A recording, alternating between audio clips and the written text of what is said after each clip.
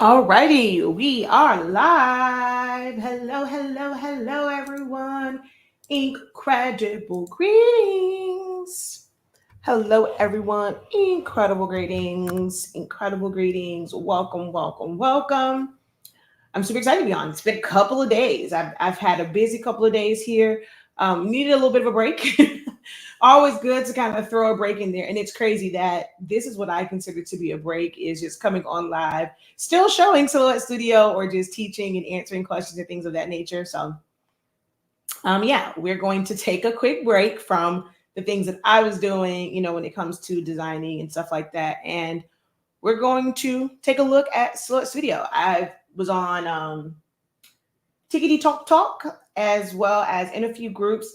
And I'm always seeing when I see like myself or some others recommend Silhouette Studio, especially in the Tumblr groups or in sublimation groups, it's always, man, it's complicated. I can't figure it out. Or I don't have a Silhouette machine, or I have a Cricut, I have a Brother Scan and Cut. I don't use a Silhouette machine. So they're thinking that they can't use Silhouette Studio.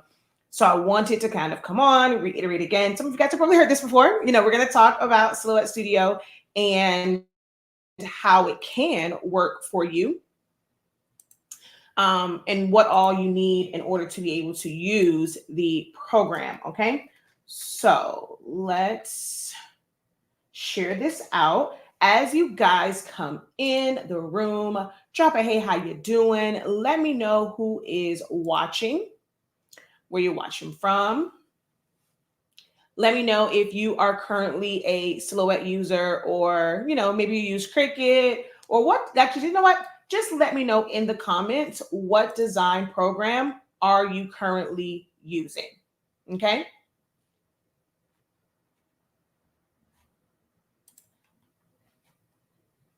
And also, because I'm actually not in the office, I'm home right now. So if you guys could let me know if you can hear me, that would be great. So we're going to go ahead and change this to public.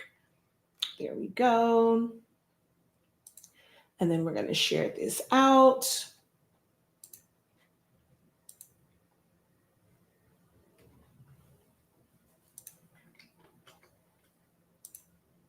If you have some creative and crafty friends that you speak with on a regular, or if you have a group that doesn't mind, shares, or maybe you have your own group, be sure to hit that share button. Also, even on your page, guys, you don't have to leave it up there forever. You never know. There might be someone who is a friend of a friend of a friend on your timeline, and they may be interested in learning about designing. It doesn't have to be able to do shirts. Maybe they're looking for a program for their business. Like they're trying to make their own business cards or own tags, their own flyers. Maybe it's someone who is trying to DIY their kids' party.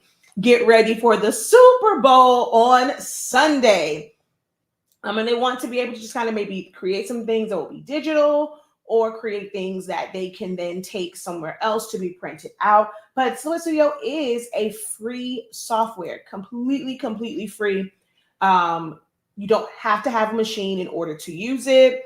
You just go to the silhouetteamerica.com website and download it. So literally anyone can get started using this software today, like right now, this hour, this minute, this second. You can go over and, install it. So you never know who might need this information. So feel free, you can always help out the broadcast by hitting that share button and sharing it out, okay?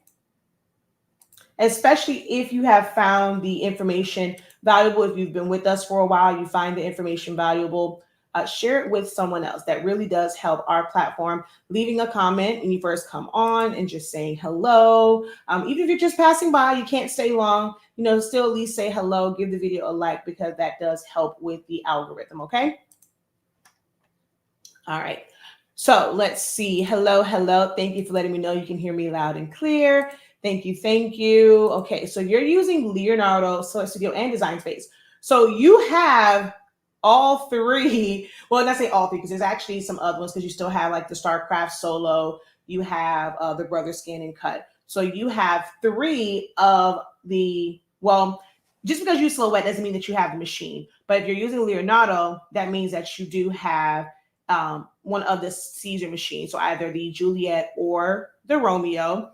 Design Space, normally people don't get that unless they have a Cricut machine. Silhouette is one to where when someone says they use it, you can't really tell if they have the program or not because you can use it without the program. So sometimes you don't know. So I want to say, I know you have at least 2 cutting machines. Don't know if you have a Cameo as well. All right. Hello, Beverly. She's like, I'm back. Hey, hey, hey, that's my city girl, period. Ooh, I have a lot of my Essentials of Silhouette Studio students in the building. Hi, Art Thou. Yeah, okay, so you do have the Cameo and the Romeo. All right, all right. There's another one. How are you guys doing? Thank you guys so very much for popping in. Don't forget, we have class on Saturday. This week it is on Saturday. It's not tomorrow because this week is tracing. This week is tracing, guys, in Essentials to Silhouette Studio in our live refreshers. This is where we're going back through the lessons that was taught in the original 30 days. The original 30 days, absolutely amazing. But we're just kind of, giving the opportunity to be in the room, do it hands-on, ask questions, make sure that, you have good notes from your questions and questions of people in the room. So anyone that has signed up from today, today all the way back to March of 2022, when we first started the Essentials of Silhouette Studio training program, where we taught it over the course of 30 days. So if you have purchased it at any point in 2022, any point in 2023, within the past, month and some change of 2024, you are able to attend the live Zoom sessions. Just head on over to your dashboard and, go to where it says, the banner, the thumbnail will say Essentials of Silhouette Studio.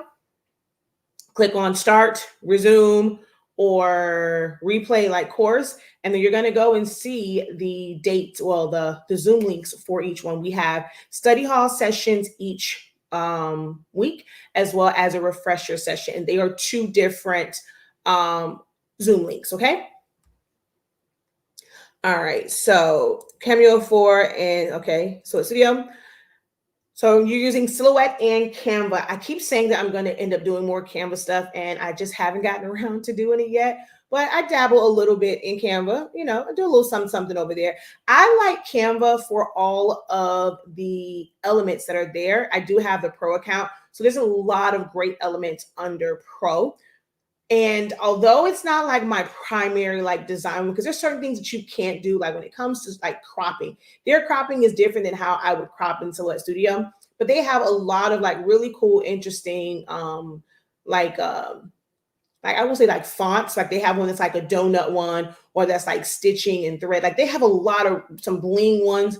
So sometimes I will open up those elements just on a regular page, save it as a PNG, and then open that up in Silhouette Studio, trace and detach it, and then be able to use it, within Silhouette Studio. So I do like Canva, and there's also some really great templates and filing that I use for things outside of designing for actual projects. Okay. Okay. So hello. She says, I have a Brother Scan and Cut. So that's the only one that you have. With the Brother Scan and Cut, I've never really done a lot of research in it. I've done a little bit around the time when it kind of first came out. So I'm not sure if how many changes have been made to it. And I've never ever looked at their actual design software to know if it's more of a software that's meant to work with their machinery, so you're kind of limited, or is it a full-fledged design software where you can really manipulate and modify things. So I've never really looked into their program, but you can use Silhouette Studio and design in Silhouette Studio, and then be able to take those files over. Because I know they'll open up the SVGs, the PNGs, JPEGs, and things of that nature. Again, I am at home. I have no camera. I brought my entire system here, and I realized, oh wait, I didn't bring a camera here. Had to go back last night, even for my microphone, because I tried to use my Beats, and that wasn't working. By the end of the video, the last video I did, I guess the audio was going in and I was getting kind of wonky. So I had to go get my microphone so that I can at least do live videos while I am here.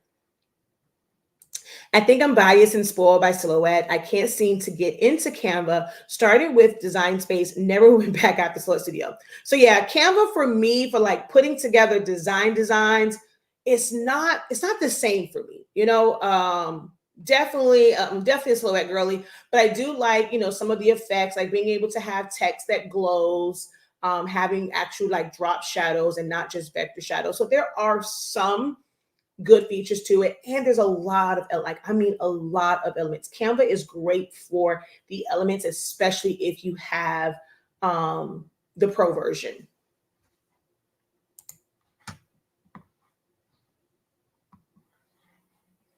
All right, so we're going to go on over. All right, so let's see here. And this other part that's weird is I only have one monitor. One monitor is all I have. Okay, let's put this down at actually, you know what? That's not the one I want. I want the one that has our website on it. Hold on.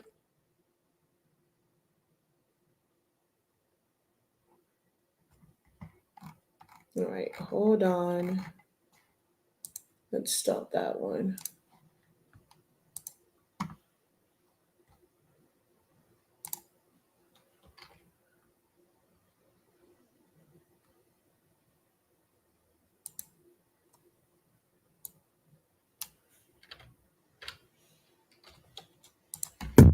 Whoa.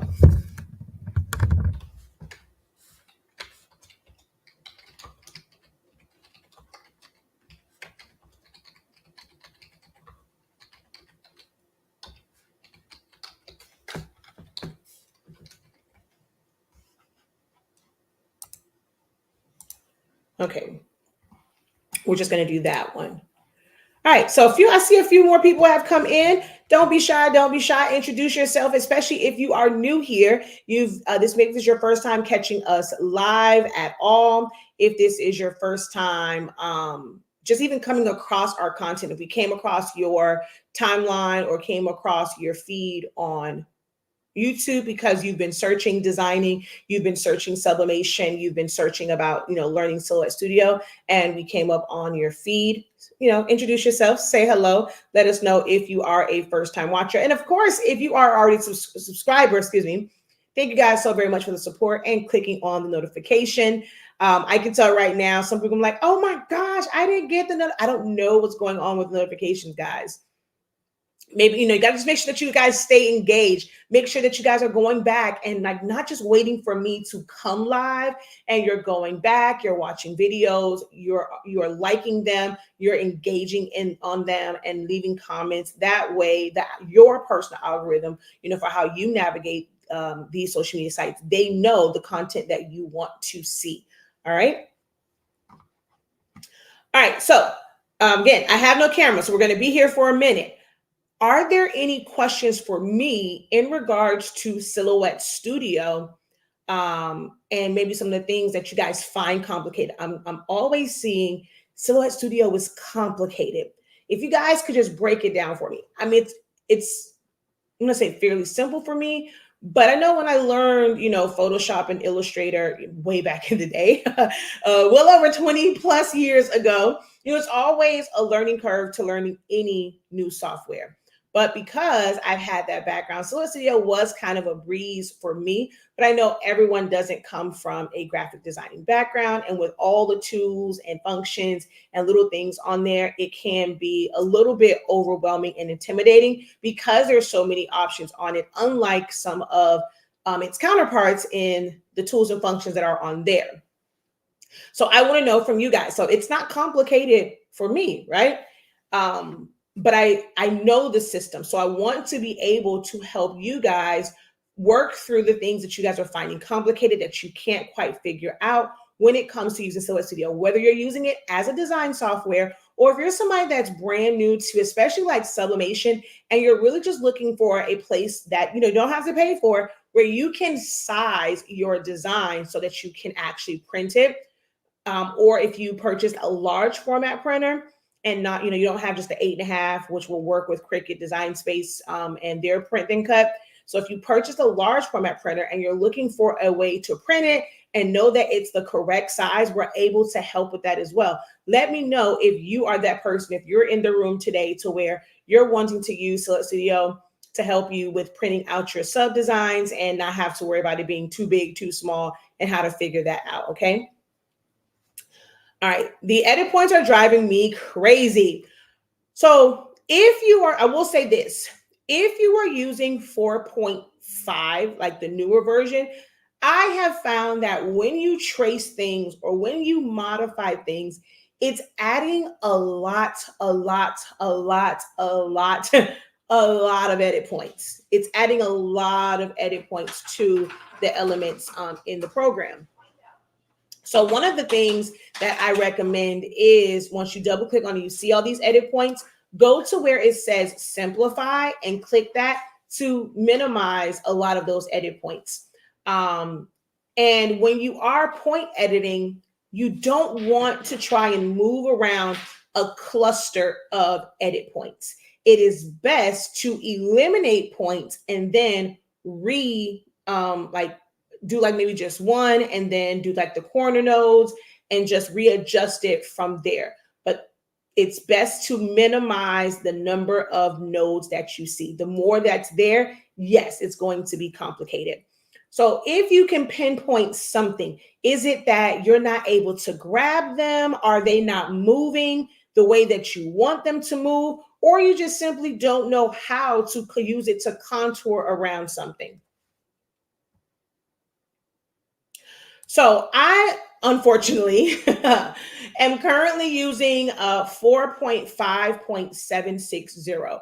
I actually like the old version. I feel like every time Silhouette Studio does an update, it gets kind of clunky. It's not always like the best improvements. Yeah. So right now, because I am prepping, I did see that they have the 15 in white. And I kind of want that one because I don't need another 12-inch machine. So I wanted to get their 15 and also have just the new machine. I have all 4 generations. So I have 3 ones, a 2, a 3, and a 4. So I want to get at least the 5, but I don't need another 12-inch. So I'm going to, I want to get the 15-inch one. And in order to use that, you have to be on the 4.5 version. So I did have to go up to that version. If you have that version and it's a little too clunky for you, and you do not have the newer Cameo 5 or the Cameo 4 Pro, you can go back to 4.3.370. We have tons of videos that, where I've gone over going back down to an older version.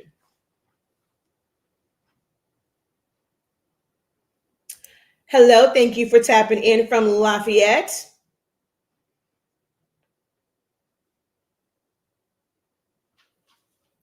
Oh, she says there's a Jean Baptiste in the chat. That's her last name also. All right, let's see if I can, it's gonna kind of go funky for a second. Just make sure that my Silhouette screen is up. This is something that I was planning to do as a live video. I was actually on TikTok yesterday helping someone, and I said I was going to do this video, so I have to still record this one. So let's try and get this to go over here. And all right, let's see. How are we going to do this? Oh, but then I'm not going to be able to see comments. All right, on a momento, I have to open this up on my phone,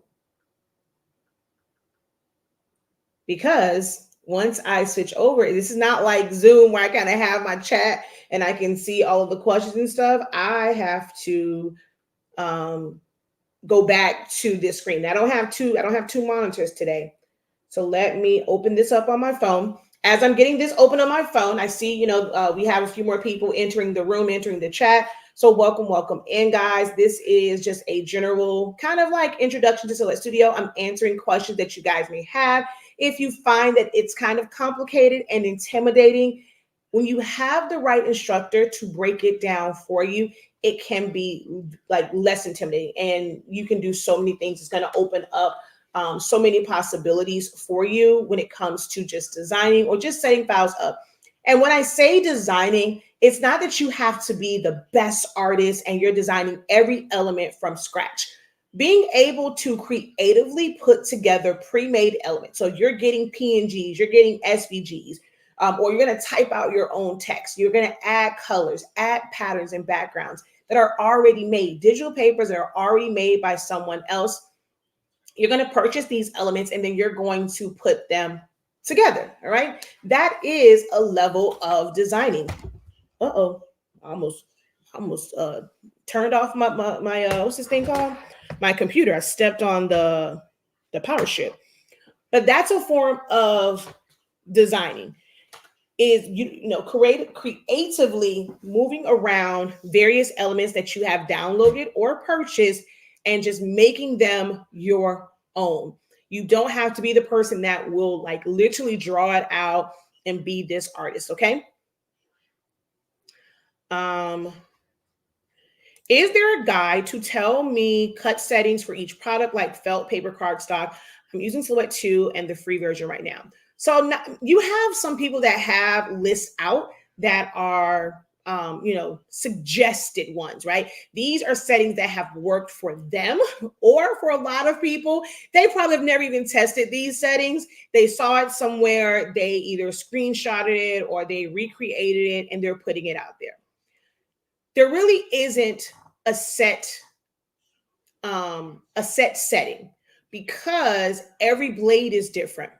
I don't know if you're using a premium blade, a deep cut blade, the regular manual blade, if you're using the auto blade, and the way the auto blade for the true auto blades for the 4 and Cameo 5 and the way the auto blade is for the 3, those cut differently. So without knowing exactly which blade you're using, it's almost impossible to give you a setting. And then you have different thicknesses. You have 65, you have 80 pound, you have 110 pound, which normally takes more than one pass in order to get through. Then you have, even when it's like, let's say you have two papers that are 65 pound. I experience this with Recollections all the time, the Recollections brand from Michaels. One is super, super smooth and it seems heavier, and the other one seems more like construction paper. You guys remember how construction paper looks and it's kind of like grainy? There's some that are like that. So it cuts differently. Some I have are really, really weird sizes or weights, like my koala paper, and those are going to be different settings. Then it's like, what's the wear and tear on your blade? Do you have a brand new blade? Are you someone that changes your blade all the time, always have a fresh blade? Or you're just like some of the people who've been in my classes, they're like, oh, I've been using the same blade for 2 years, for 3 years. All I do is just take a piece of aluminum foil. Like, dude, at some point it's chipped off. You can use as much aluminum foil as you want, but that's not going to fix the fact that it is chipped at the tip and you're not going to get great cuts. Then it's also things like your cutting mat. Are you using a cutting mat that is pretty much cut all up and it's on its last leg? Are you someone that's like, look, once I get too many scratches, I'm switching out blades? Your cutting mat, your cutting strip. So if you're someone that cuts without a mat, like you're cutting vinyl or HTV or sticker paper and stuff like that, that cutting strip also plays a really big part. These are things that we have gone through in our class that's dedicated to the machines, where I break down how to determine your cut settings. The best thing that you're going to be able to do for yourself is, if you want to cut to felt, get yourself an extra sheet and you're going to do some test settings, some test cuts on it. You're going to have a notebook and you're going to write down the settings that works best for you, because no one can truly, truly, truly give you like the ideal setting. Okay. So she's like, I've never changed mine. How long have you had your machine? You see, I change out my blades. I don't have time for those games. I change out my blades. All right. Give me a second because I have to, it might feedback. So I'm going to mute real quick. But continue to post your questions, guys. And let me know what are your frustrations with Silhouette Studio.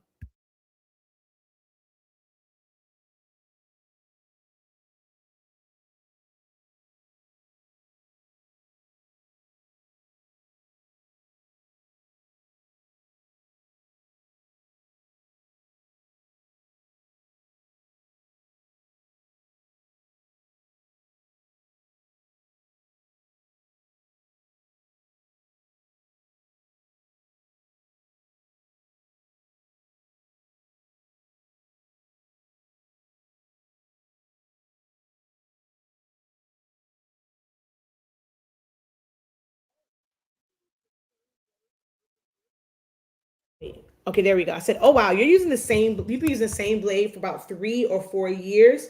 How often are you cutting?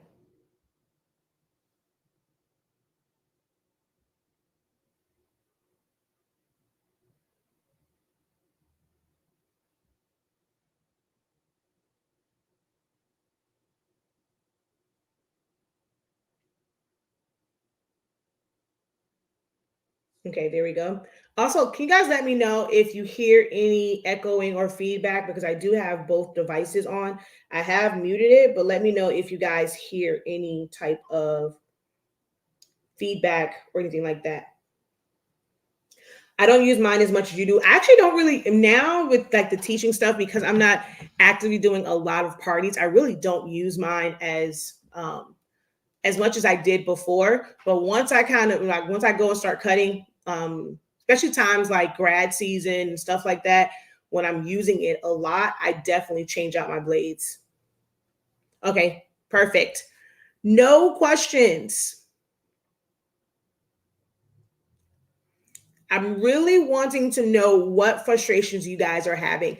I'm always seeing these comments. It's intimidating. If that's not you, just let me know in the comments. Like, hey, I don't find it intimidating. Some of you guys are learning from the right instructor. So, it may be a little, but you're working through it because you're learning under a great instructor. But let me know as far as who's in the room. If you're here and you're like, I'm just not struggling with it, that would be nice to know because then I'll know that with this particular crowd that's here on the live videos, this may be why you don't have a lot of questions. If you're watching the playback, you can interact. You can still post questions, and I can use those questions that you post in the comment section for future videos.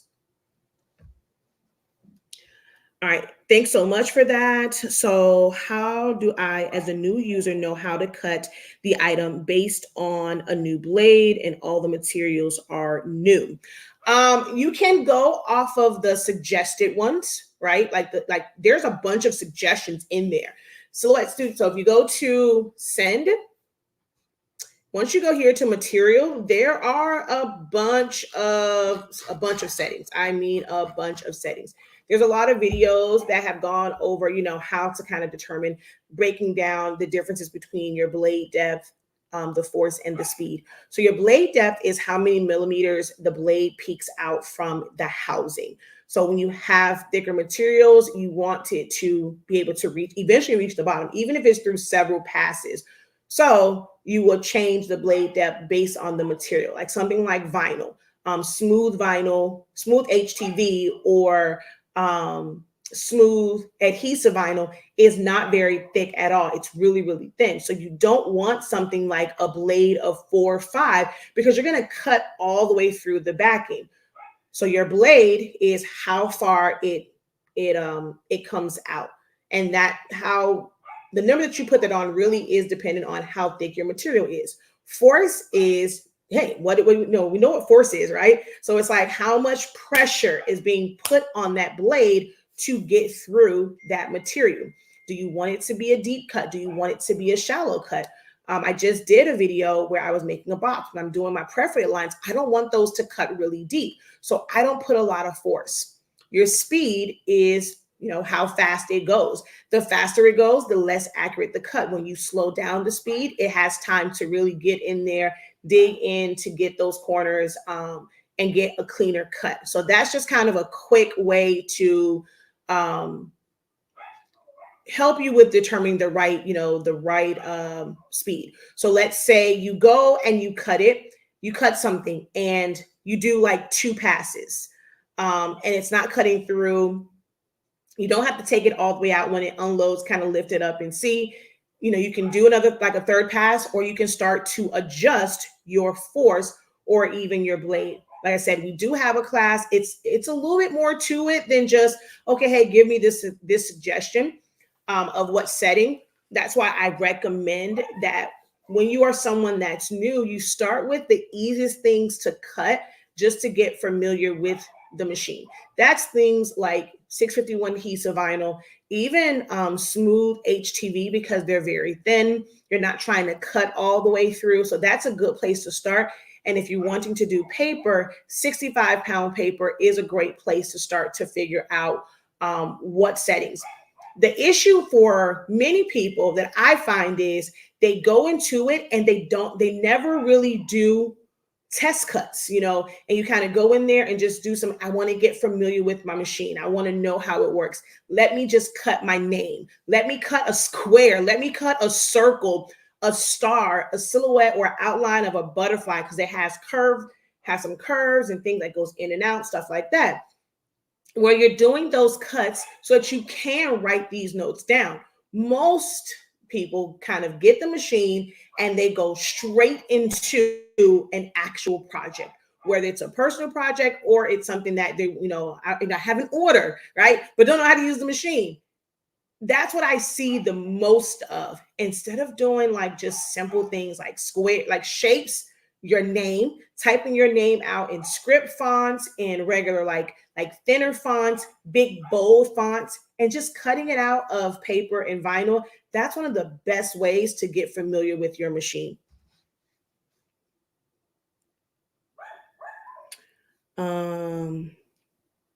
I've never read their user manual. It may be in there. So your user manual is here under help, and then user manual. And I'm pretty sure they go over blade and stuff like that. I've literally never read through, like fully read. I've skimmed over it to know that it wasn't, I was like, oh, okay, this is it. But I've never like fully gone through the user manual.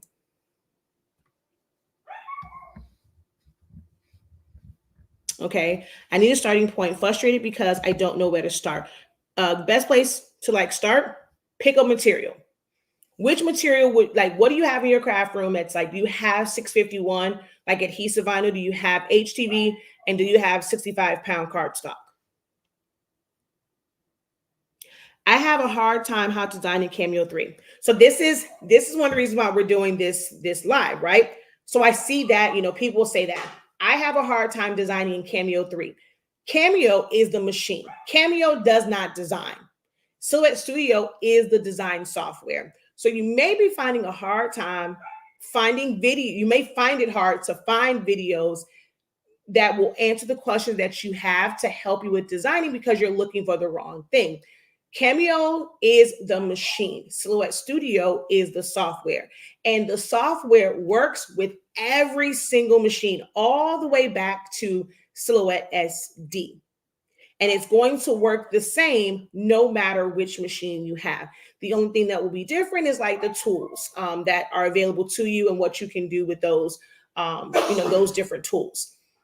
But other than that, it's all the same. So this is Silhouette Studio. Whether you have version 3.3, 3.6, 4, 4.1, 4.2, 4.3, 4.4, or 4.5, the screen starts to look a little bit different, but the functionality of it, what crop does, it does that in all the programs. What subtract does, what trace does, it does in all of them. Line tools, text, changing your colors, those work the same in every version, all the way back to version 1.9, which is where I started at. So I've kind of seen Silhouette Studio come a long way from 1.9, but I didn't have that one long because they literally came out with version 2 like a little bit after I got my machine. But my original disc was 1.9. And then, all the way up here to now, we're at version 4.5.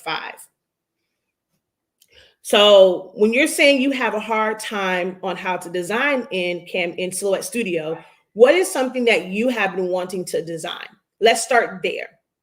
What is something that you have opened it up? I want to be able to design in this, and something didn't happen. Was it just, coming up with the ideas, or was it actually navigating something in the program? I do struggle with Silhouette, but I think I just need to practice more. I have trouble setting up a design to make, okay. I feel like sometimes Silhouette Studio gets a bad rep for designing when it's not necessarily the program or the tools that are in there. It's, I don't know how to make my designs make sense. So that's more on like the creative side and coming up with a design concept. I'm kind of old school. A lot, like, for the longest time, I would not get in front of my computer and begin to design unless I sketched it out in a notebook. Like, I'm real old school with it. Like, I need a notebook. I have shown plenty of times my notebooks that have sketches in it. I mean, everything from event layouts, invitations, kind of how I want them to flow, business cards, flyers, my wedding invitation. I just saw that the other day where I was looking at the draft when I was drawing it out of my wedding invitation. So that's a great way to get the creative juices flowing. If you are not, like, one, you don't even, some people may not even know the software, right? So you kind of come in here and you come into the software and it's like, okay, I see all these buttons. That's intimidating. Like, that's one factor. And then it's like, I haven't even really gathered my thoughts. I don't know what I'm supposed to look for. If I need to design something and I want it to be rustic, what is rustic? What type of element should I be looking for? What type of fonts should I be using? What type of color palettes? That is a part of learning to design, setting color palettes, knowing what fonts to use and what elements to use. That has nothing to do with the program because you haven't even given the program anything to kind of work with. So we should kind of back it up and not necessarily say, it's the program, I can't design in it. And now really start to think about our design process and how we get into designing. It's good to pull inspiration from other things. This is something that my message pretty much stays the same because I'm very consistent in what I teach, and I'm all about helping you guys to become stronger designers, finding your design voice. And to find that voice, it is okay to mimic. Someone wants to go and they want to learn how to sing. They're going to have, a voice coach, and they're going to have them doing the la la la la la la la la, me, me, me, me, me, and doing all these different, coaches. Like, you're mimicking your instructor or you're mimicking someone. You have some who, like, famous artists now, there's like, okay, I grew up loving and, the Diana Rosses and Whitneys and Michaels and Prince and Frankie Beverly and Mays, so it's like they'll sit in front of a TV or in front of the radio and they're mouthing it off, and they're mimicking what the Jackson 5 did or Gladys Knight. And, you are mimicking those actions, the way that they're singing, their tone, all of these things. People do covers of songs now until they're able to come into their own. It's just something when it comes to crafters, it's like, oh, I don't want to copy anyone. And it's like, you have this fear, but it's not that you have to put it out there, like, for the world to kind of see or, give credit. It's okay to copy something and say, I saw this by such and such. I wanted to kind of, see if I can recreate it. You're still giving them credit for it, but you're utilizing that. You like that design. This is the type of design I want to be able to create. So if I can't come up with my own ideas, let me at least try to recreate something that I like and see if I can find those elements or something similar, if I can set it up the same way. That's going to be the best way to get your creative juices flowing. And the more that you practice, this is the definition of practice. People say I have to practice more, but to them, it's like practice is not practicing for no reason. It's, oh, I need to be able to do more orders. I need to be able to do more designs that's going to be for something. Practicing is just that. You're doing it without it's not, it's not attached to an order. It's not attached to something that you like really, really want to make. You're just going to get in there and do it. If anyone is having problems or frustrated, if anyone is having problems or frustrated, try the 30-day course. Yes, it's amazing. Okay. I didn't know that was there. That's what I needed. Thanks. You answered all how to access your class. So if you are not enrolled already, all right, so we're going to go like this. We're going to go Google Chrome. You're going to go over to our website. All of our products are here. All of our classes are here. If you go up to where it says classes and playbacks, you're going to find it there. Or we have some challenges here, guys. The challenges are amazing. Don't sleep on the challenges. They are purposely priced at $563. It allows you to kind of get a taste of Silhouette Studio, how it works. Also a taste of like my teaching style to see if I'm going to be the right fit for you to be the instructor that's going to help take you to the next level. So, don't think that just because it's $5 that, this is going to be little to nothing. This isn't going to be worth your time. Each one of these is anywhere from an hour and a half to 2 hours long. And it is step by step by step. I do, we do, you do kind of format for teaching. So definitely check out the design challenges. If you want to really, really learn the program, Essentials to Silhouette Studio is also a great option. And we are teaching live right now on Saturday at 12:30 p.m. Eastern Standard Time is when we have, this Saturday is tracing. So we'll be going over tracing like really, really in depth in Saturday's session. So you're going to come here and sign up. This will take you to our once you kind of go and sign up, this is where you can purchase classes and also build up see right here, your rewards points. But the classes themselves are held on our Academy site, 365 Creative Academy.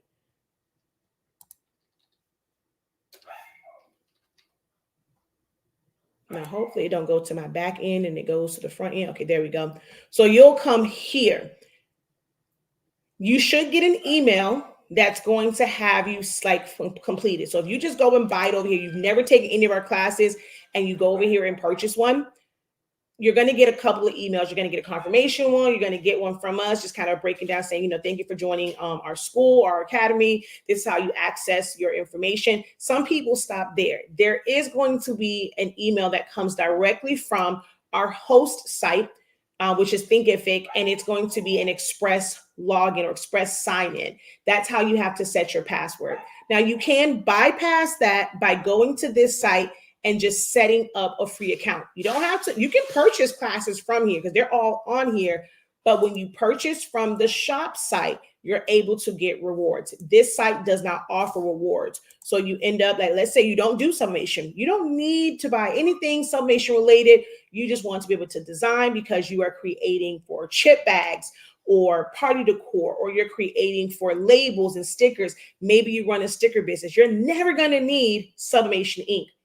But the classes that you can take, those reward points will build up and you can use them towards classes. You can use them towards digital files and things of that nature, okay? So this is why I always encourage you to purchase here, but you will access your classes on the Academy site. You'll see on your dashboard the different classes, different communities that you're in, and then you'll hit start course, resume course, or replay course, I think, or something like that, okay? You're very welcome. I wanted to make stickers, but I had so much trouble printing. Navigating the program was hard for me using the tools.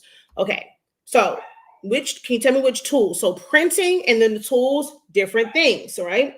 I meant cutting the stickers with the machine. It would not cut around very clear. Clear or clean? Like you didn't get a clean cut. Did it not go all the way through? Were your cuts jagged?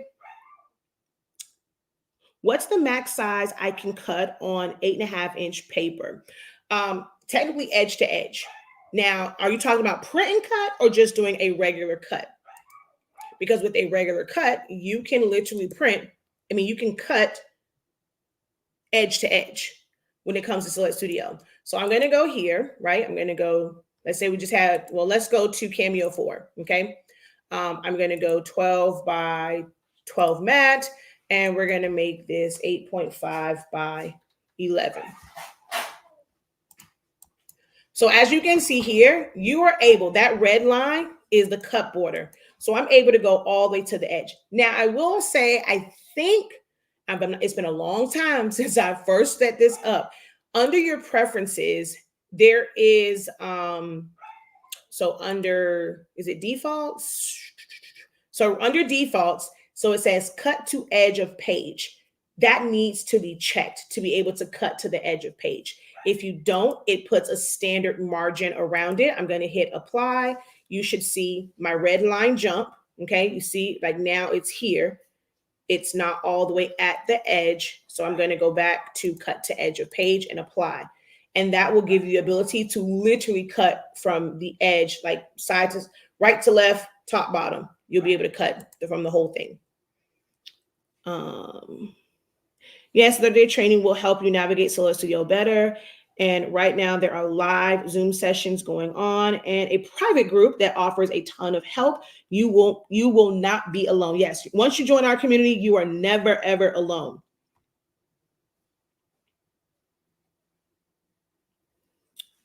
Okay, yes, I did the Barbie class. It was amazing. Learned so much. So for print and cut, I'm going to turn on the registration marks. Depending on which printer you have, we have a full video, guys. I'm telling you, I do these live videos to be able to answer your questions in real time. And, you know, I can help navigate you to like what to search for. But I promise you, like we probably have a video for any question that you can throw at me. We have a video for it. I actually have a video that says max print sizes. And I go through the max print sizes from 8.5 by 11, 8.5 by 14, 11 by 17. And I think I did 12 by 18 because you couldn't do 13 by 19 paper. So I used to have 12 by 18 cardstock that I would use. And I go through and I explain the max for those. Like I have boxes, I have figures on it. Everyone can go on here and see exactly what your max print size would be. So whatever size paper you're using and you want to know what's the max, and you don't have to have a machine.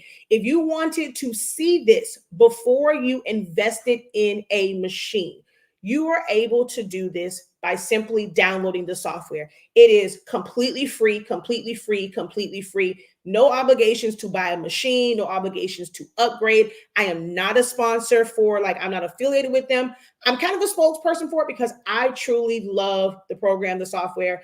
I am not affiliated with them. I don't have any affiliate links directly with them. I don't get any free machines. I get nothing from Silhouette America, but I still share this because I know that people are looking for something that they can, use to create, help ends meet, make a little pocket change. I truly just love it. This is something I came across over 10 years ago, and I've been sharing this program and this system with people ever since because it really did change my life. It changed my business because I used to hand cut everything.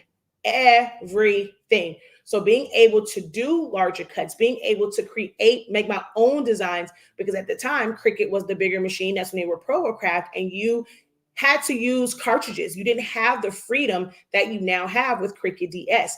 It came out a few years after, like I had my Cameo, my first two Cameos. I got them pretty much like back to back. But it gave me so much freedom, and it reminded me of the programs that I would use to design like Photoshop and Illustrator and Curio Draw. But it's completely free. You go to, if someone wants to write it in the chat, silhouetteamerica.com, and then you're just going to go to Get Software or Software Get Software. You're going to download it, and you can explore the program. You can trace, you can do edit points, you can crop, you literally can do all of the major functions of designing from the free version. So you're going to come on, you're going to just select any of the machines, your map must be on, you're going to put whatever paper that you want, you're going to come over here, turn your registration marks on, and it's going to show you, right? So from here, if you make a box, that matches that. So here, right here, is where you're going to find the rectangle tool, and you're going to make a box.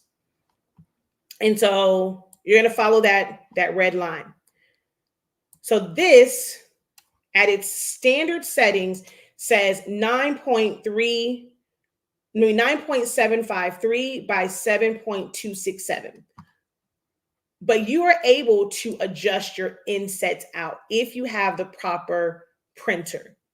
Not every printer allows you to move all the insets. Some of them, you can only move the top, left, and right, and your bottom one needs to come up some. But even with that,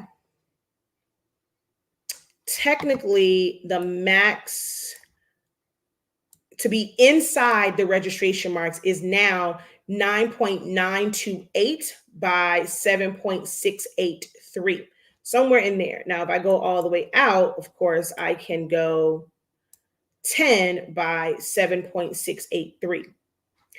You cannot have anything in the restrictive area. So that's, of course, the total block, but you have to avoid, these restrictive areas. But that's, give or take. As long as there's, the design isn't in those restrictive areas, that's about your max size for 8.5 by 11 paper. And you technically can go outside of the registration marks. What will happen when you go outside of the registration marks is it's still going to print. It's still going to register. It only messes up your registration if you have color inside this restrictive area. Okay. That's the only time it's going to affect how it registers, and then your cut, could be off.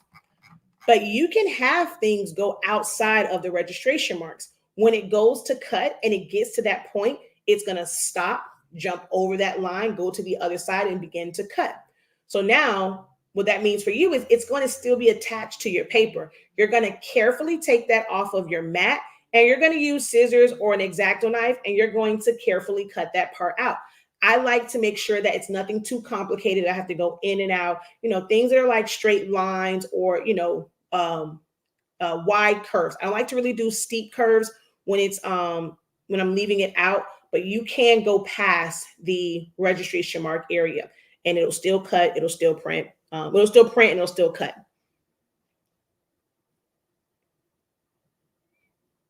Yes, she does. I've used her videos to set up my printer, troubleshoot all my printers, print and cut, basically everything for Silhouette Studio. I've learned from her. Oh, thank you. I'm trying to do 7.7 by, yeah, so you definitely can do that. You can, which machine do you have? Which Cameo machine do you have?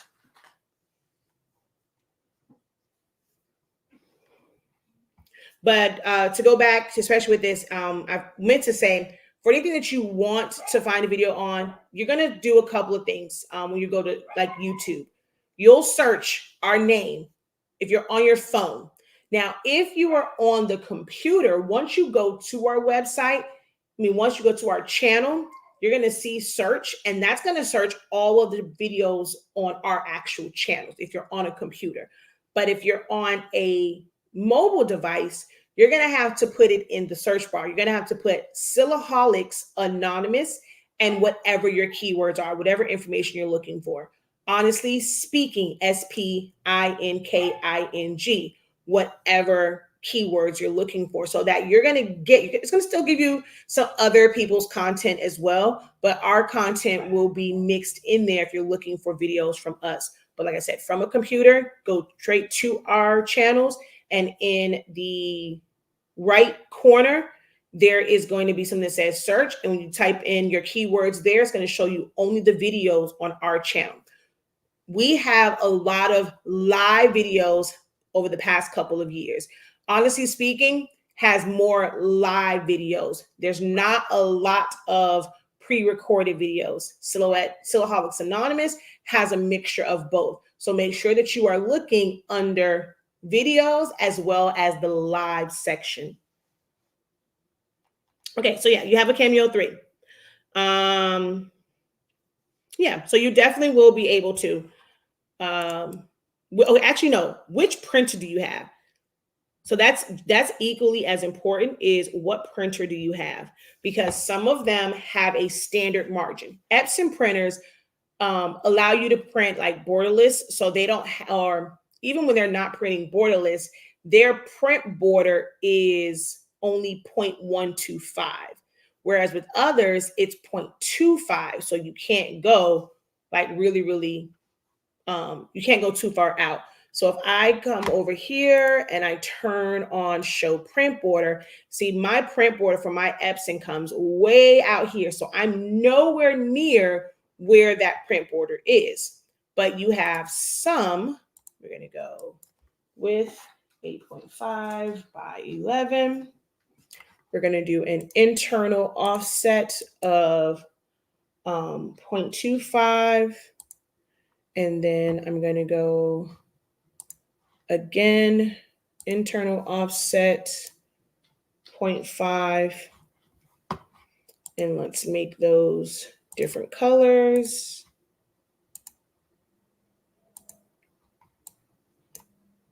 Group this together, center to page. So you see here where that purple line is, or what color I made that, blue or purple? If your printer has a standard margin and it doesn't really go all the way out, or maybe it's like in between these two, this bottom line can end up being cut off and you're not going to have good registration. It's going to register, but your cuts are going to be off. You have to make sure, because it actually falls somewhere in between here. So this is the print border for the Epson, which is like 0.125. 0.25 is here. And you have some where this part, like it'll cut right into the middle of this and you won't see the full L. You have to be mindful of that. Okay, so HP OfficeJet, here's my recommendation to you, okay? You're going to take a sheet of, you're going to go on here and you're going to set up your registration marks, okay? We're going to come over here. We're going to go on. I'm going to restore defaults, all right? You're going to print this out and see where the marks land at, right? And then you want to take your, well, I want to take my thickness all the way up. Then you want to take your insets and push them all the way out. You're going to print that out. These two up here, I can guarantee they're going to print. This one down here is normally the one that doesn't fully print. It should be a full L. And the lines on the L should be the same thickness. If you print it out and your bottom half is thinner than the top, then you know that you cannot extend your insets all the way out. You're then going to come to insets, go to advanced options, and you're going to bring your bottom inset up some. So 0.625, I think, is the default. You can pull it there. I think you can get as low as like 0.5. So you can type in 0.5 and print that out to see if it, if everything prints out. If everything prints out, that's your setting that you will use every single time to maximize your 8.5-inch wide paper. Your registration's what? I'm not sure what you mean by your registrations.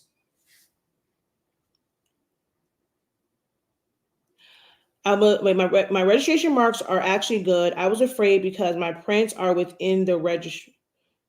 They're supposed to be within it.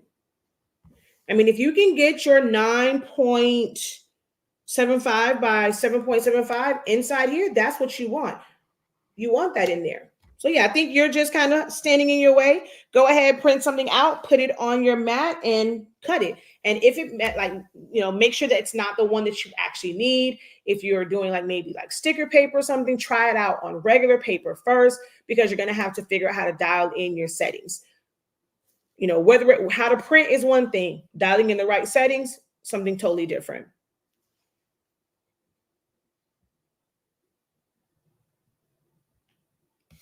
Everyone that is watching is able to post questions, guys. You don't have to wait for me to finish helping one person to post your question. The more questions that are in queue allows us to kind of keep it moving. I like making these as informative as possible. I don't like to have a lot of dead air. So we want to kind of keep the party rolling. So if you have questions, if you are someone where you're finding Silhouette Studio to be very frustrating for you, please drop those questions. So to help you guys out, this I'm going to actually do a full video on, because I told someone that I would do it in comparison between Silhouette Studio and Cricut Design Space.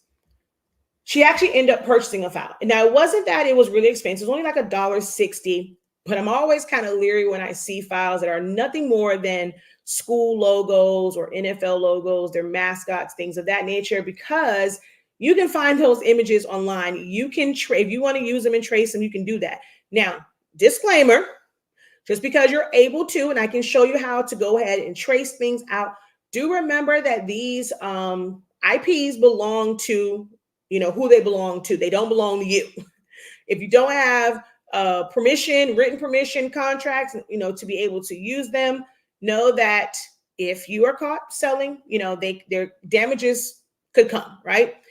Cease and desist could come. So do that at your own discretion. I teach for educational purposes only. We have some people, they just want to be able to make their own items and they use it for personal use. Now, while technically you're not supposed to do that either, no one's going to know because you're not putting it on the internet saying, hey, I'm selling this. They'll never know what you made in the comfort of your own home. I heard someone say, oh, but you can't go into Disney. They're going to take your stuff. Disney is not trying to make a bad experience.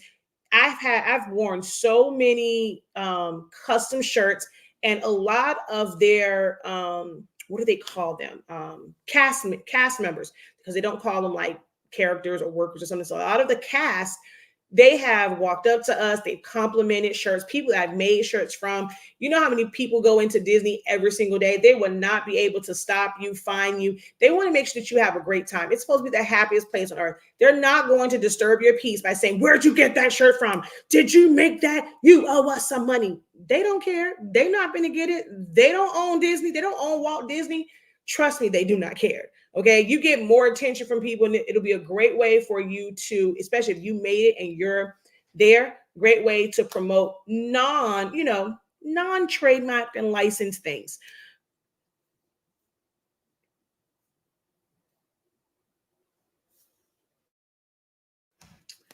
All right, my 8550 keeps giving lines in my prints. How do I stop it? Y'all know I'm not a fan of eco tanks. This is a problem when it comes to eco tanks because your lines can backflow and you can get air in them.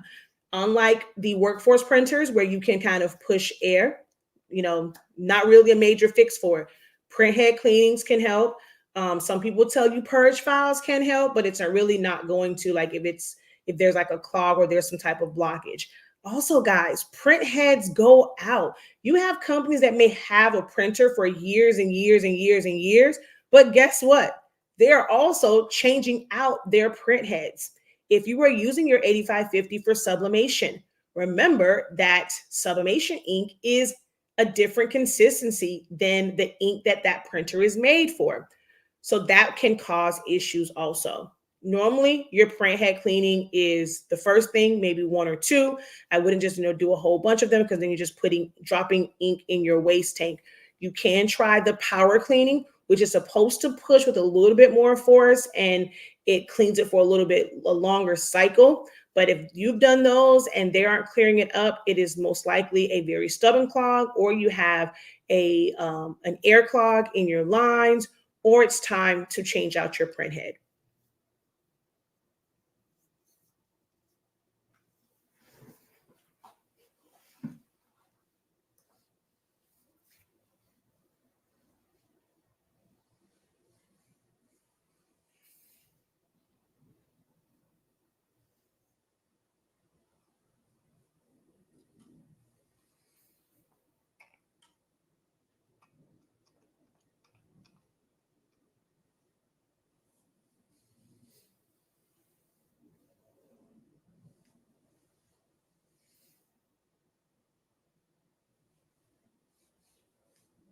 All right, so I'm going to go ahead and do this trace, get us in the spirit of tracing day on Saturday.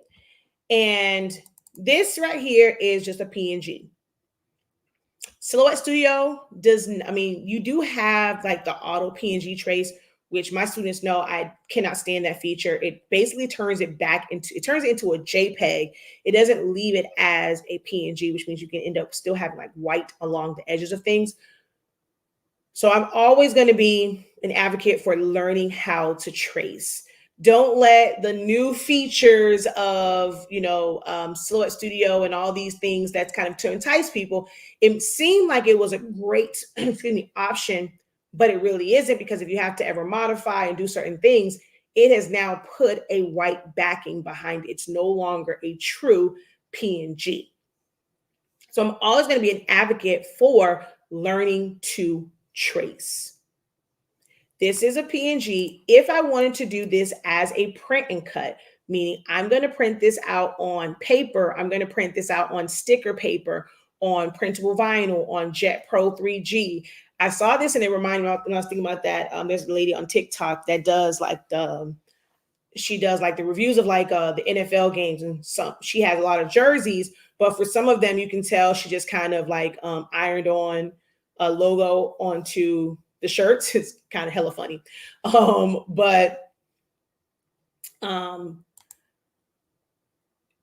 That you can use that material like the Jet Pro 3G or Caesar's DTV, things like that. You can do print and cuts on that. Print and cut is not limited to just paper. Anything that you're going to send to a printer first and then put on your machine to cut, that is a print and cut, no matter what the media is or material. So I'm going to go ahead and duplicate this. There's two ways that you can trace. If you're wanting to do this as a print and cut of the file exactly as it is, it's going to stay flattened. This is flattened. This right here is not. So see, I can move all the pieces. That's not flattened. I can group it together where it will move as one. Just like this, we're going to see one box, but it's not flattened. I can ungroup it and move things around and change it. This, you cannot move it around unless you go ahead and trace it. So if I want to use this as is, this is, pretty simple because you can do the regular trace and fill those colors in. But sometimes you're going to have images that are very, very complex. You're not going to be able to separate and isolate the colors. So you're going to do just what's called a print and cut. So you're going to do a trace and detach. So we're going to come over here to this icon. Looks like a butterfly. Some people say a toast with jam on it. I think like up here is the one that looks more like toast. So you're going to go select trace area, place your box, okay, around that element. Now with this particular one, I don't need to adjust thresholds because the red is dark enough to pick up at 45%. And we're going to go trace and detach. Then you're going to move this. This is that box. I'm just going to delete it. So I can use this as a print and cut, but I can also use this. Anything that has color can be a print and cut. So it did a print and cut. This is a common misconception, is that a print and cut is only for JPEGs and PNGs. An SVG can be a print and cut. A trace that you have done in the program can be a print and cut. You can print and cut text that you type out and add color to it. These all can be print and cuts. Now, if I wanted to take this and let's say I wanted to change the colors, or I wanted to cut this from vinyl in the individual colors, you have to do what's called a regular trace. Same process in the beginning. Select trace area, make your box around it. And where it is here, we don't have to worry about the white because of how vector elements work in this thing called release compound path. We don't have to trace the entire thing. You don't have to trace every single color. By this being like this, the white section is technically already accounted for and it's there. It's almost like reverse engineering how this would be made. So when they made this, it's a G, then it's like two circles. This is reverse engineering it. So we're going to go ahead and hit trace. Nothing happens to the original. It still has its 4 boxes on it, 4 edit points. Okay. It's not contoured like this one. I'm going to add, see, here we go. This is what I was talking about. When you trace, you end up with 1,000,001 edit points. And this, like, the new version of Silhouette Studio, I can really see how this can be very intimidating, especially for a newbie, because you go to trace something, you double click and you're seeing all these points. You're like, where do I even start to edit this if I needed to clean up lines, if it was like somewhat jagged? Trust me, I get it. This can be very intimidating. I'm just going to hit simplify. And now we've minimized a lot of those points. And if I had to kind of see now, like where there were any jagged areas, it'll be a little bit easier to clean that up. So from here, we're going to right click and release compound path. You're going to see that open area that's gray, it's going to flood with yellow. That's what it's supposed to do. Some newbies freak out when that happens. They think they've done something wrong. Oh my God, and they want to undo. And no, that's what you want it to do. You want it to release all of the shapes so that everything can be selected. The outside one now becomes red. Okay. The inside one, you can make it white. And then the G, we're going to make it black. And then I'm just going to select them all and center them back. There we go. Oops. So that's how you would do a trace. How do you get rid of the crosshair? Hit H. So how it popped up is you did not have a text box open. You were probably about to type out text starting with like how, hair, hope, something with an H. And you hit H on your keyboard. H turns your crosshairs on. H turns them off. There is a list of keyboard shortcuts in the user manual that's located under help. How do you trace without leaving white around the images? If it's a low quality image and it was a JPEG, you really can't trace without leaving like white. You're going to have to use your edit points to now get closer to it, because it's pixels. And if it wasn't a quality image, the lower the quality, the more like feathered out pixels are going to be on the edges. And that's going to affect your trace. You can also, be very careful with your tracing. I've watched so many people like on TikTok who are either, just kind of showing what they're doing and what they're designing, or instructors, they call themselves instructors. And as soon as they trace, they immediately take their threshold all the way up. And I'm like, dude, why? Like there's no hesitation. They go to trace and then they're like, okay, you're gonna put your trace box and then you're gonna take your threshold and take it all the way up. And I'm like, wait, what? Why are we doing that? Then they think to kind of, okay, well, let me come back down. It's like, no, you start at 45 and you're gonna move up until you get like the parts that you need covered, and you're looking at, like, you need to be zoomed in. That's the other thing. Even with my students in my class, when they share their screens, I'm like, why are you so zoomed out doing these tasks? Zoom in so that you can actually see where the line is. So if you see right here, I actually can see some of that red, which means when I go to trace and detach this, oh wait, that one, I don't have the trace and detach, it's the other one. I would actually it'll probably go inside of that red line. It wouldn't go really to the outside of it. So you want to zoom in and really see where those lines are. And some of them are just so bad that you're going to have to learn edit points in order to clean it up. That's one of the things that we're going over on Saturday. Do you have a class on how to use the Cameo program for designing stickers and cutting and printing? Just the basic stuff. Okay. I don't, it's the reason why I don't do, like, someone says, okay, you're saying designing. That's not kind of a basic saying designing for stickers. Literally anything can be stickers. There's no set thing. This can be a sticker. A sticker just means that you're going to print it out and you're going to cut it. That's it. Or some people call adhesive vinyl. They'll still call those stickers instead of decals. Any and everything that you do in this program can be made into a quote unquote sticker. There's no special way to design for stickers. Now, if you were wanting to create something where it is, let's say, a basic circle. Oops, hold on. Actually, let me move this. So let's say it's a basic circle and you're trying to put something inside of here. You're wanting to put a logo. Like, I can take this. I'm going to group it together. I'm going to go ahead and fill this in with white. Bring this to the front. I'm going to try and max it out to the inside of, to the inside of this circle.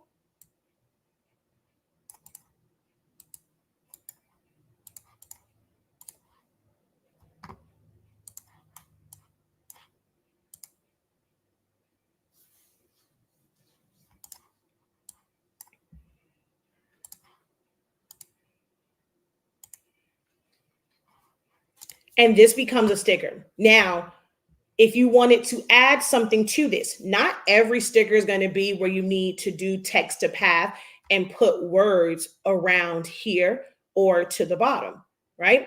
Not every one is going to be to where you're going to have words going across. You might want to add other elements. You may want to crop a picture of the school in the background. There's no basic design because everybody has different ideas in mind of designing. Now, if it was a class like, we had a dedicated class, I want to make some stickers that are like, let's say we're doing ones that I like elephants. We're going to make a bunch of elephant stickers just from images, and you're going to trace and detach. You're going to put it on the screen, and like, that's it. That's not, a lot of designing. Or I want to make stickers like for party favors. I want to be able to have it to where I can seal my wedding invitations. How do I put my monogram and my wedding date on it to be able to seal my wedding invitations or seal a birthday invitation? Those are specific things. And so that way we can keep the designs as it relates to those things. But even with that, if I go and I say, okay, we're going to do text to path, you don't know what text to path is. It is always best to still learn the program. Learning the program is how you start the basics. That's when I'm going through and I'm showing text tool, how it works. There's nothing advanced about that. You have to have those skills in order to create the most basic thing, like putting a word around something like and having it curve. So it's always a little hard when someone says, okay, well, just the basics. Well, just the basics is I'm going to have a class where these stickers are going to be pre-designed, and I'm just going to walk you through figuring out your machine, your cut settings, because as I said in the beginning, every cut setting is different. Unless I go and I say, I'm going to have a class on stickers. You must have this type of sticker paper. You must have a brand new blade, a brand new mat. That's the only way that I'll be able to do it without having to, okay, well, your setting, like customizing everybody's settings. Because if your sticker paper is thicker than mine or it's thinner than mine, your setting's going to be different. We're going to go put these settings in, half the class, it'll be perfect. And then yours is going to cut all the way through because your paper was thinner. If it's like, hey, I'm saying to use the ones from, what is it? Stickers Online, or what is the thing called?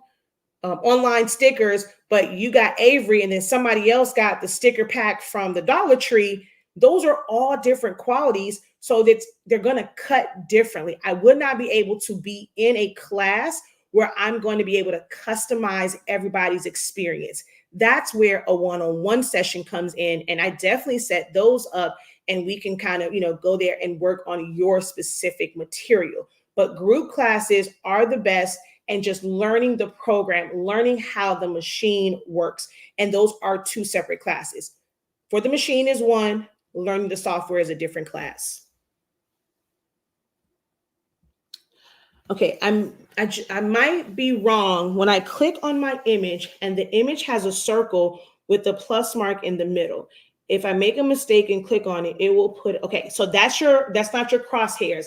That is your center rotation. Man, when I tell you that is my best friend, oh, I love that tool. That also has a keyboard shortcut. That is the letter O. So you hit O, and you'll see it in the middle. Uh-oh. Come on. See, there it is right there. O, turns it off. O. Oops, I'm on the wrong thing. I hit the pen, what's the name tool?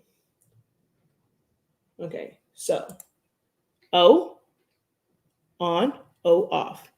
So that's your keyboard shortcut. We go over keyboard shortcuts in the 30-day class. See what I'm telling you about. This is a mini class and look at all the info you're getting. Think about what you'll get in a full course and you'll have it for a lifetime making money. Yes, this is the question. A class of learning the program. Um, Wait, yes, that is the question. So yes, we have a class, and so I'm not sure what your definition of like just the basic stuff is. So for me and how I teach, I am an instructor that I don't like to give pieces of stuff. So we go through and I teach the actual functions, how they work for every single function in this system. Well, except the Curio and like the Curio stuff. And I don't, well, we kind of went over puzzles a little bit in one of our, I think it was our study halls, but I don't really do like the puzzle one because that's not really essential to like designing, and none of the Curio stuff. But everything else we go through how they work, especially for the modify tool. Like I said, this weekend we're going over tracing. I originally taught this over the course of 30 days in 2022. And for 2 years, people kept asking, when are you gonna do this again? When are you gonna do this again? And I'm like, when you're taught about doing course creations and digital products, they teach you create the course and it should be you create it one time and it's just passive income. You just keep selling that one thing over and over, and people just buy it. That bothered my soul. I tried it for 2 years and it literally bothered my soul, and especially to keep hearing people say that and they wanted that live experience. I almost felt like I was cheating them. So we did so the first quarter of the year, and then we're going to redo it again, but you don't have to wait until then because it's going to literally just be the same, like the repeat of what's going on now. So for 13 weeks, we are going through eat like that 30-day training. It's a refresher. So it's not quite the same because I still want you guys to go and watch the original 30 days. Use your note guide, take notes from it because there are things that were mentioned there that, can't be replicated or duplicated in the refresher sessions. So right now for 13 weeks, we're going to go through, we're on week 5 now. Yeah, I think we're on week 5. And we're going through and we're breaking it down. Saturday is the next session. Normally our sessions are on Thursdays at 6:30 p.m. But for tracing and edit points, because they're the big ones, trying to make sure that, we can get as many students as possible in the room. Because of schedule conflicts, I'm on the East Coast and I have a lot of students that are on the West Coast. It's going to be on Saturday at 12, starting at 12:30 p.m. is our tracing class. And we're going to go over so many, when I say so many different ways of tracing. The tracing worksheet, I think we had maybe 3 or 4 different tracing worksheets for like basic traces that have black in the back, PNGs versus JPEGs, full color ones, multicolored ones. Like there was a lot when it comes to tracing. We're going to do some tracing crop on Saturday. So for about 2.5 hours, we are going to be deep into tracing. That particular training is $103. But if you think about the value that you're getting, not only did you get well over 40 hours from the first 30, which you have complete access to, you'll have access to 13 weeks for this quarter. And then we do it again. Whether you attend first quarter, you can come back if you want to. Come hang out with us third quarter. And in the third quarter of the year, we're going to do 13 weeks again. Teaching this program live. I like to say in person, but live via Zoom. And it is $103.65 as a one-time fee. If you would like to use Sezzle, you have that option on our site to pay with Sezzle, and it comes out to you'll end up doing the buy now, pay later, and it comes out to I think like $28 each payment if you want to break it up. Yes, so yeah, you definitely want to check out our Essential Silhouette Studio, Anna. I appreciate your style of educating us. Thank you so much for that creative notions. I always love, feedback. I like to know, hey, is this working? Because, sometimes I'll be worried. I'm like, I know I love doing this, but I don't know if it's always received well. So thank you so much for that feedback. All right, this is the last call for questions. I don't want to drag it on. If those who are watching don't have any questions, I am seeing that the numbers are fluctuating a little bit. So that might mean new people have come on because we've been on for an hour and 24 minutes right now. So new people may have come on. I want to give you guys an opportunity to ask your questions also about the program, about Silhouette Studio, how to do certain things. If you've had any frustrations with the software, if you have a specific image that you got, like especially if you got it from online. Now, I can't go around buying all the Etsy files, but if you found something on Google or whatever, and I can, help you navigate that. If you've tried to size something and it wasn't sizing, it was stretched, it was distorted, you are more than welcome to ask those questions during these live sessions to get answers. That's going to ease your frustration.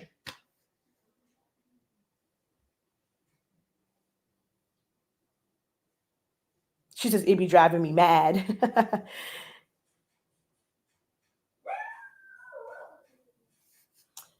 Thank you so much. I love your style too. So kind of you all. Thank you so much, Anna.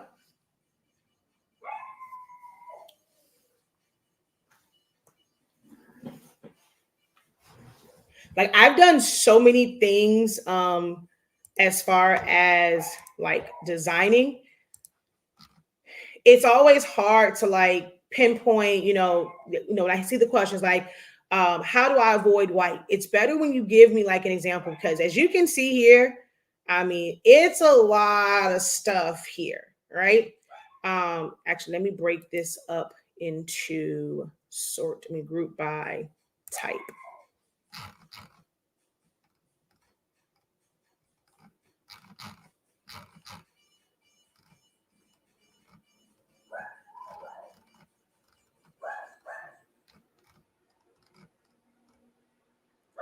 I mean, it's so many different images that I've had to trace over the years, put in different projects. There's a bunch of silhouette files that at some point I'm going to get to the silhouette files at some point here. At some point, there we go. And this is just one of the sections that I have because they're all they're somewhat segmented between my custom side, things for business, things for the academy. So it's like broken up, and then also in the public one. But look at all these different files that I have created over the past couple of years, and all very, a lot similar, kind of the same type of techniques. You'll find that a lot of the techniques and the things that you would do are repetitive across your designs and how you're setting things across your setups. And then, of course, there's some things in here that's, very, very different. I've been using AI to make stickers. I'm not big on AI, although I did use it for, I'm probably going to use it more for custom backgrounds for like my memorial things and obituaries, but I don't like designs on it. I'll just use like, so like this was one that I did. I don't want that to show. Hold on one second. Hold on. I don't want that to show just yet. Okay, wait, no, not that. Let's do brand. Oh my gosh, come on. Where is it? Okay, I'm just going to put that there real quick while I close out of something. Okay. So yeah, like I wanted, it's kind of like this cloud and glitter, like blue and silver glitter and stuff like that. This kind of garden look. So I'm using AI for more so things. This was one of my favorites. Oh, I love this archway. I got to figure out a way to use this one. This one was so pretty. But I'm using AI more so like stuff like that. I don't create kind of like those full-on designs that people create. But stuff like this that I'm going to modify anyway and blur stuff out, I'll do this all day, every day when it comes to AI.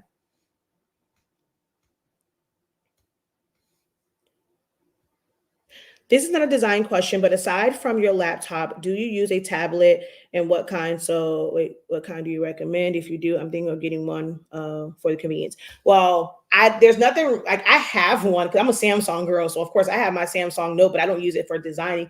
I use it to run other parts of my business or just to kind of keep notes and stuff like that. Be on social media. You cannot design in Silhouette Studio from a mobile device. So it doesn't really serve me any purpose for that. Some of the things that I do, like on Canva, I'll use. I'm not an Apple girl, so I can't recommend an iPad. I'm a Samsung girl. So any tablet or mobile device that Samsung has is what I'm going to actually use.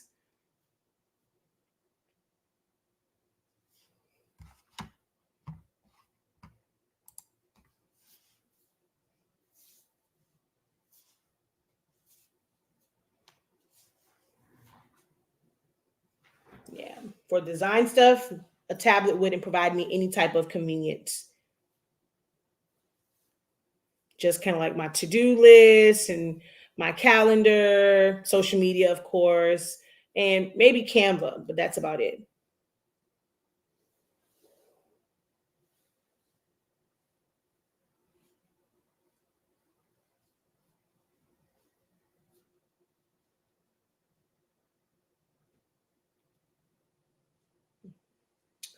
All right, our next Q&A, I am cutting back on the number of Q&As because I kind of come on and there aren't really a lot of questions. I think if I do them too often, you guys don't have any questions, but then it's always crazy because then I'll get a bunch of inboxes. I'm like, dang it, where were you when I did the Q&A?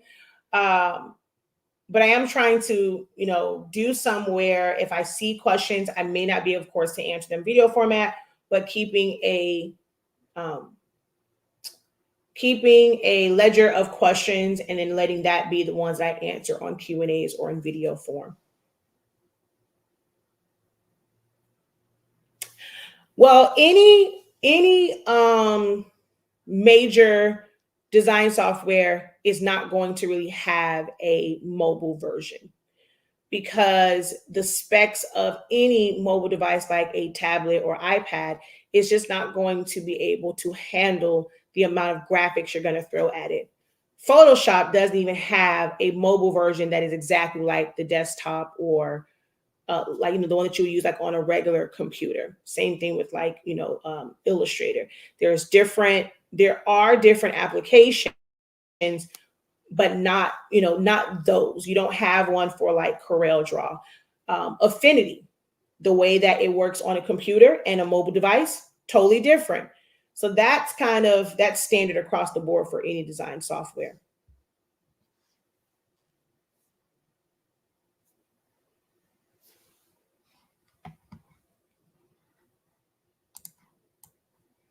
Be on the lookout. Our grad series is coming up.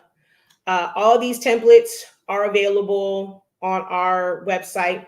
They already come with, I think it only goes up to 2029.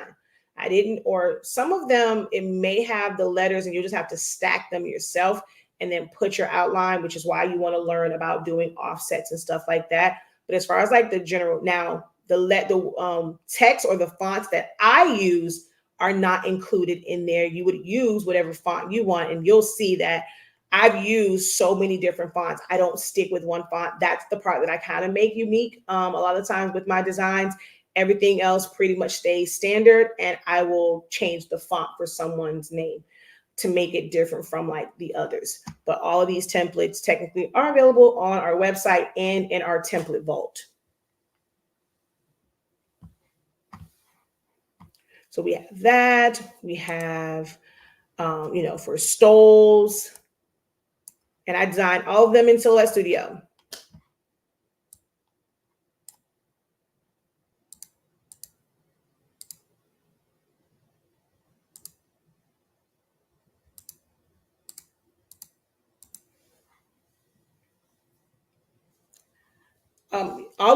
It's more, I think. So when it comes to like this, you have, of course, the word graduate is set up like this and you have the lines. So this and this technically are the exact same thing. The lines here are the same thing. The what's this thing right here? This is a little bit thinner than on this one, but Technically, they're the exact same thing. You're not going to get the font. You choose your own font. And that's what makes them really look different. Choosing the right font will really make it stand out. Because I've seen some and I'm like, oh, okay. I see that they purchased our file, but I'm like, okay, that looks different. I probably would have chosen that font, but everybody's own is different and unique. You get like the grad cap, the class of the 2023. I think this goes up to like 2029 as well, or somewhere in there. And this is the same thing that's here. Most of them come with the diploma piece, but of course you're not going to get anyone's a bunch of mascots, but how this all is set up, and you change the words, you type this in with whatever font you want. So you don't get my fonts that I use. You can use any fonts, but the general layout of it, yes, they're all available.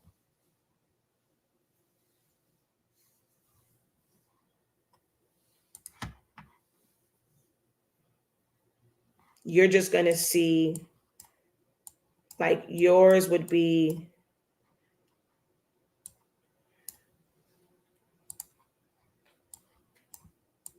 it would be like just like this. Well, without this part. Actually, probably won't. It's not going to have anything there as well. So it looks, so that's crazy, right? That this, some people don't really see the vision, behind it. In that once you strip all the other things away, it is, okay, I got to figure out where in the heck we were at.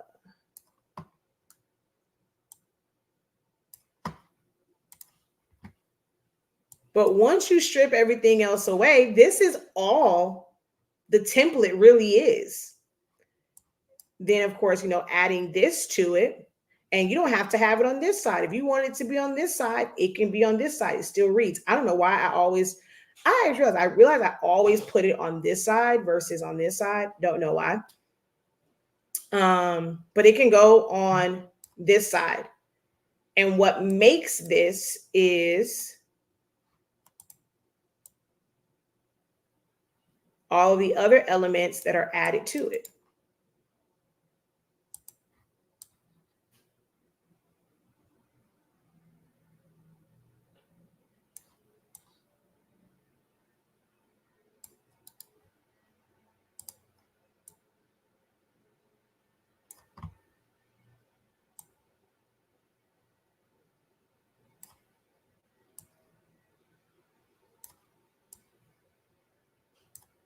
But it's all started with just, the little flag part and the rounded rectangles.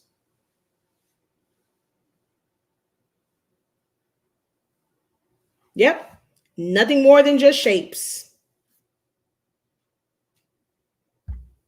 One of my students, and she was brand new to all this. I was so proud of her. She didn't even purchase it. Like, she kind of saw the video, and because she really, really wanted to learn the program, she actually just recreated it herself. I was so super proud of her. It's just shapes. I have it there where, it's convenient if you're not quite comfortable with the program yet, but literally anybody can make these. It's about how you style it up, the things that you add to it that's going to make it stand out. But at its core, this is nothing more than a shape.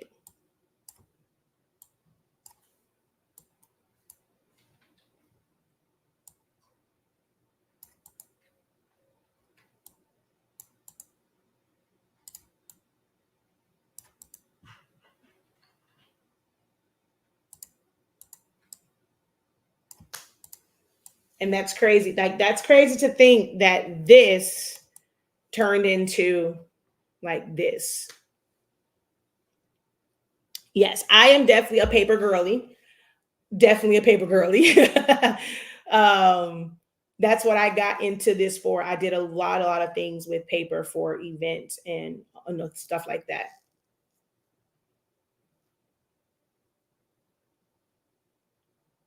Oh yeah. I mean, you don't have to, if you have them, you can definitely, oh yeah, because technically, yeah, all of the digits are there. I think in some of them, I have it where it says like 0, 1, 2, 3, 4, 5, 6, 7, 8, 9.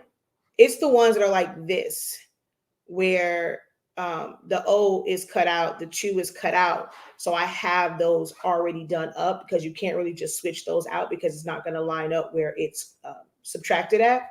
But yeah, with these, because you actually have all the digits from, like, even if it was from like 2020 until 2029, you can then take the 3 from 2023 and the 0 from 2020 and make, 1930. I mean, 1930, 2030.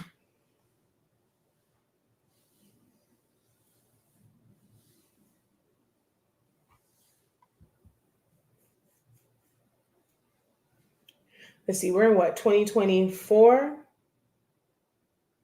Let's see, 2025, 2026, 27, 28.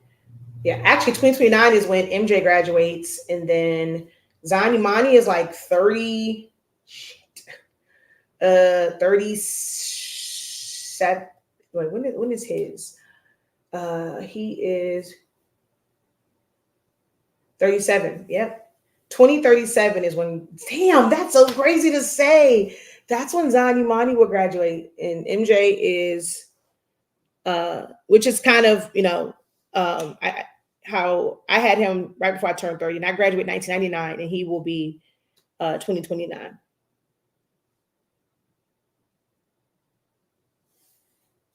So, yeah.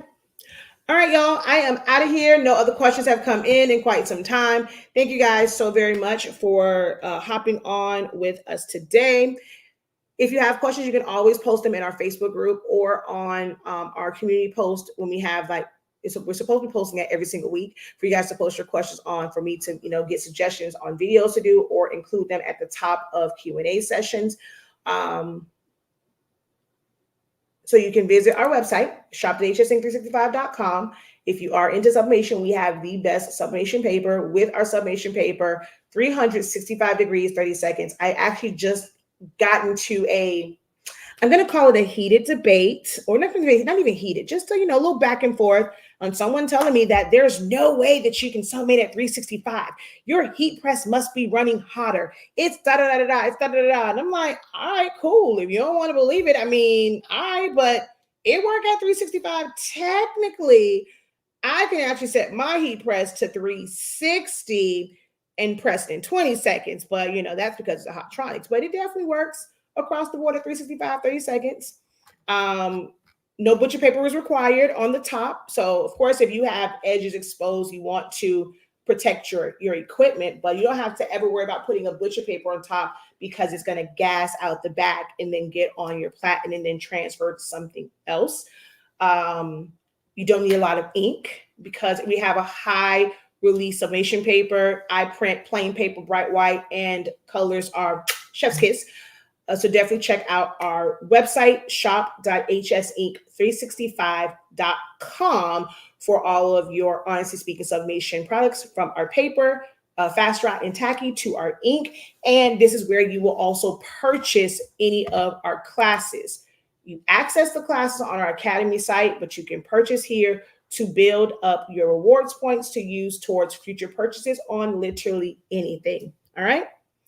Until next time, guys, have a great one.